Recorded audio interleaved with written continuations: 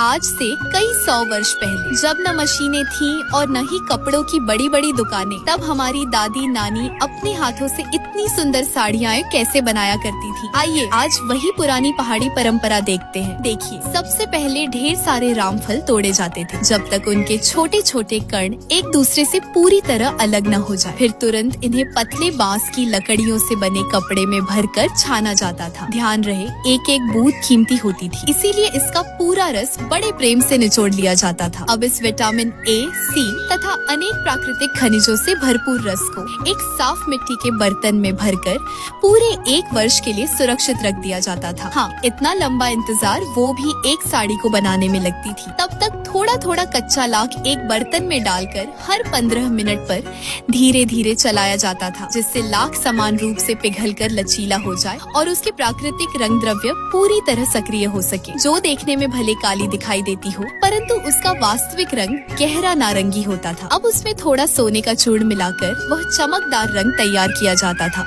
जिससे साड़ियों को सजाया जाए और उन पर सचमुच 4 चांद लग जाए। इधर पूरे 1 वर्ष बाद उस बंद मिट्टी के बर्तन को खोला जाता था। अंदर परिपक्व हो चुके सारे रस को एक बड़े ड्रम में पलटकर उसमें उसके दुगुना स्वच्छ जल मिलाया जाता था। अब उसमें रेशम के सादे सफेद वस्त्रों को भिगोया जाता था, ताकि रेशम के महीन रेशे उस प्राकृतिक रंग को अपने भीतर गहराई तक सोख ले और रंग लंबे समय तक फीका न पड़े। लगभग 20 मिनट तक भिगोने के बाद इन्हें खुले मैदान में सावन की ठंडी हवा और हल्की धूप के बीच सुखाया जाता था। वहीं दूसरी ओर कुछ नारंगी रंग की दिखाई देने वाली सुमु लकड़ी को जल में उबाला जाता था, जिससे उसकी रंगीन तैलीय परत धीरे धीरे पानी में घुलने लगती थी। पर सबसे कमाल की बात तो तब होती थी जब इस अर्क को छाना जाता था। तब उसका रंग एकदम काला दिखाई देता था, लेकिन जैसे ही उसमें सूखे हुए रेशमी वस्त्र डाले जाते, वह देखते ही देखते गहरे सिंदूरी लाल रंग में बदल जाता था। असल में यह कोई जादू नहीं था, बल्कि उसका लाल रंग इतना गहरा होता था कि दूर से हमें काला दिखाई देता था। अब इन लाल वस्त्रों को फिर से धूप में सुखाकर हम घर के उस छोटे से पत्थरों से सजे तालाब के पास आते थे, जहाँ बरसात का निर्मल जल शांत होकर ठहरा रहता था। अब उसी तालाब के जल में कच्चे लाख से तैयार सुनहरे रंग की कुछ कुछ बूंदें धीरे धीरे टपकाई जाती थी। ध्यान रहे, तालाब का पानी जरा सा भी नहीं हिलना चाहिए, वरना महीनों की सारी मेहनत एक पल में व्यर्थ हो सकती थी। अब इन सूखे लाल वस्त्रों को